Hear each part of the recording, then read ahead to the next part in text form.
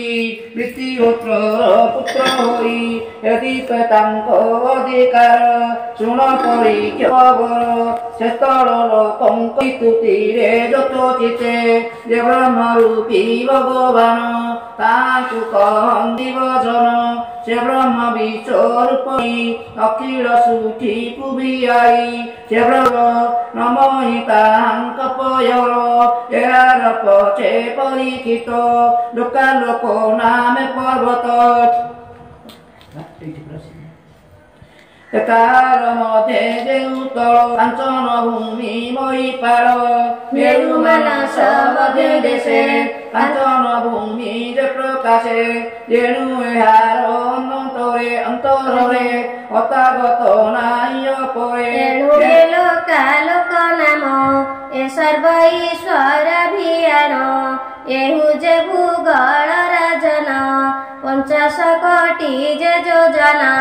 पृथ्वीर 4 भाग सम ए लोक लोक गिरी नाम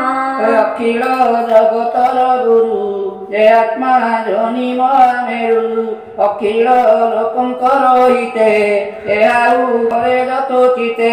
दिगगति पतित्वरे रखिले क्रम सेवे भारे अपराजित देवा मन पुष्कर ऋषभ नाम एहाक बल निमित्त अखिल ब्रह्मांड ठाकुरे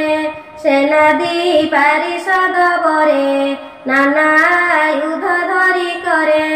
से हस्ती रक्षयण पाई रखिले प्रभु भावग्राही नाना अलंकार को देई विचित्र वेश को कराई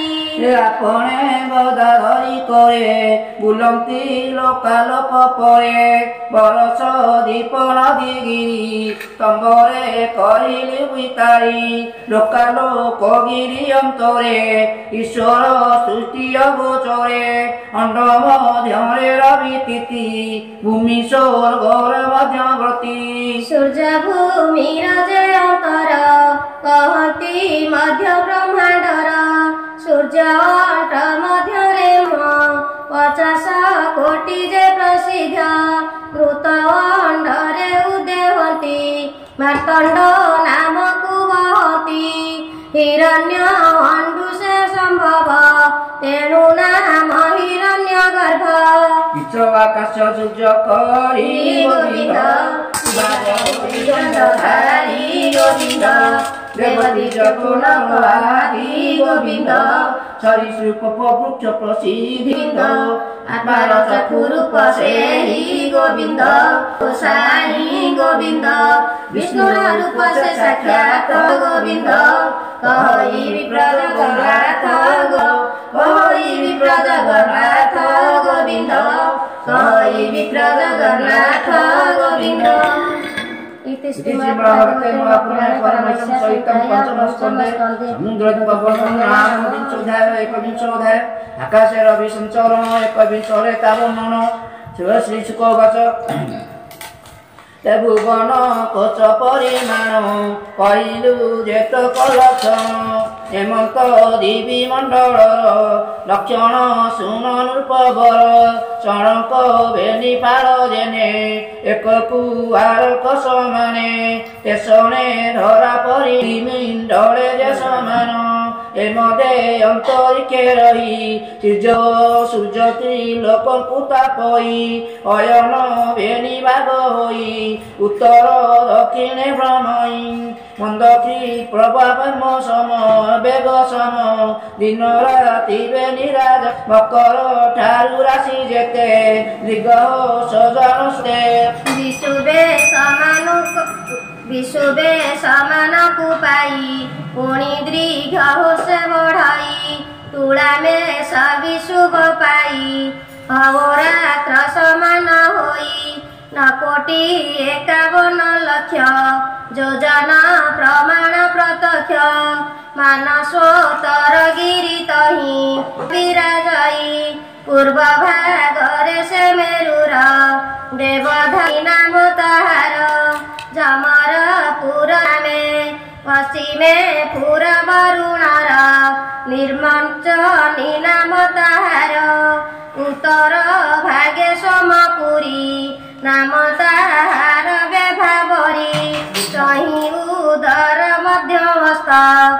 ନିଃସ୍ୱାର୍ଥ କାଳ ଯେ ବିଦିତ ସୁମେରୁ ଚତ୍ୱର ଦିଗରେ ପ୍ରାଣୀ ପ୍ରତି ନିବୃତ୍ତରେ ଅନିଶି ଭାବରେ ରହି ପ୍ରାଣୀଙ୍କ ସମୟ ହୋଇ ବାମାବର୍ତ୍ତନ ନିତ୍ୟବାଦିତ୍ୟ ସେ ଭ୍ରମଇ ଉଦୟ କାଳ ଯେ ଲକ୍ଷଣ ହସ୍ତ କାଳରେ ସେହି ପୁଣ ଦ୍ୱିକୋଟି ଦ୍ୱାଦଶ ଯୋଜନ ଲକ୍ଷ୍ୟରେ କରି ପରିମାଣ ପଞ୍ଚଦଶ ଘଟିକା ବେଳେ ଇନ୍ଦ୍ରର ପୁରୁ ଅବହେଳେ ଯମର ପୁରରେ ପ୍ରବେଶ ସେଠାରେ କରନ୍ତୁ ବରଣ ଆଦି ଯେତେ ଆଦିତ୍ୟ ଭ୍ରମତି ସେ ନିତ୍ୟ ଚନ୍ଦ୍ରାଦି ଯେତେ ଗ୍ରହମାନ ଏହି କ୍ରମରେ ସେ ଭ୍ରମଣ ଜ୍ୟୋତିଷ ଚକ୍ର ଏ ପ୍ରକାରେ ଭ୍ରମଇ ଚତ୍ୱର ଦିଗରେ ଆଦିତ୍ୟ ରଥର ମୁହୂର୍ତ୍ତ କରେ ହେ ରାଜନ ଚୌତ୍ରି ଅଷ୍ଟଶତାଧିକ ଇନ୍ଦ୍ରାଦି ସର୍ବଦେବ ପୁରେ ଏ କ୍ରମେ ଭ୍ରମନ୍ତି ନିଶ୍ଚୟ ଏକ ପାଖୁଡ଼ା ପଦ୍ମର ସୂଚି ମାରନ୍ତେ ନୃପବର ସେ ଯେନେ ଚିହ୍ନରେ ଗଳାଇ ଦେଶନେ ଶୀଘ୍ର ସେ ଚଳାଇ ଅର ନାମ ତାର ସେ ରଥେ ଏକ ଚଧର ସୁମେରୁ ମସ୍ତକ ଉପରେ କ୍ରମେ ସେ ମାନସ ଉତରେ ତୈଳ ଯନ୍ତ୍ରର ତହିଁରେ ରଥେ ସେ ଭ୍ରମଇ ରଥର ଗର୍ଭ ପରିମାଣ 37 ଲକ୍ଷ ଯୋଜନ ଚତୁର୍ଥ ଭାଗ ଉଚ୍ଚ ହୋଇ ଯୁଗ ସେବିତ ହୋଇ ଶପଥ ଛନ୍ଦ ଚିରଶୋହନ୍ତି ଆଦିତ୍ୟ ଦେବଙ୍କୁ ବହନ୍ତି ଅରୁଣ ସାରଥି ତହିଁରେ ଅପତରେ ଅଙ୍ଗୁଷ୍ଠ ମାତ୍ର ହୋଇ 60 ସହସ୍ର ମୁନି ତହିଁ ବିଦିତ ସେବାଳ ଜିଲ୍ଲାରେ ରବିର ଭାଗରେ ଏ ସର୍ବ ମୁନି ନାନା ମତେ ତୁତି କରନ୍ତି ଯଥୋଚିତେ ଅନ୍ୟ ଯେ ନାନା ଋଷି ଗଣ ଗନ୍ଧର୍ବ ସିଦ୍ଧ ଯେ କାରଣ ସକଳ ଯକ୍ଷଙ୍କର ଘର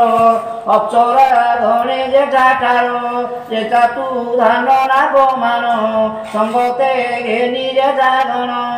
ଅପ୍ସରା ଧନ ନୃତ୍ୟ ଗୀତେ ଏମନ୍ତେ ଯେ ଯାହାର ମତେ ସେ ସୂର୍ଯ୍ୟ ରୂପୀ ଭଗବାନ ଅଖିଳ ଆତ୍ମାର କାରଣ ତାହାଙ୍କ ଚରଣାର ବିନ୍ଦେ ନମନ୍ତି ପରମ ଆନନ୍ଦେ ଯେ ଯାହା କର୍ମ ଅନୁମତେ ସେବନ୍ତି ତାଙ୍କ ପାଦ ଗତେ ନବ କୋଟି ଲକ୍ଷ ଯୋଜନ ଅଧିକ ଲକ୍ଷ 51 ଏମନ୍ତ କୋଶ ଯେ ଭୁବନ ସେ ସୂର୍ଯ୍ୟ କରନ୍ତି ଭ୍ରମଣ କ୍ଷଣ ମାତ୍ର କେ ଭଗବାନ ବେନି ସହସ୍ର ଯେ ଯୋଜନ ଅଖିଳ ଅନାଦି କାରଣ ସେ ସୂର୍ଯ୍ୟ ରୂପକୁ ଧାରିଣ ଭ୍ରମନ୍ତି ପ୍ରାଣୀଙ୍କ ରହିତେ ତାହାଙ୍କ ପାମ ଗତେ ପାମର ମୋର ଦୃଷ୍ଟି ନେତେ ତହିଁରେ ରହୁ ଅବିରତେ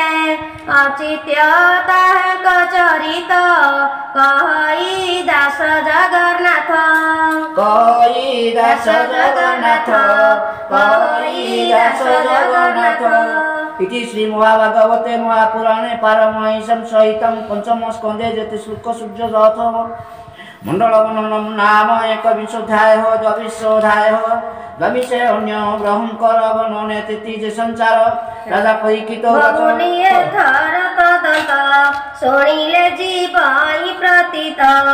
ଆଦିତ୍ୟ ଦେବ ଯଥୋଚିତେ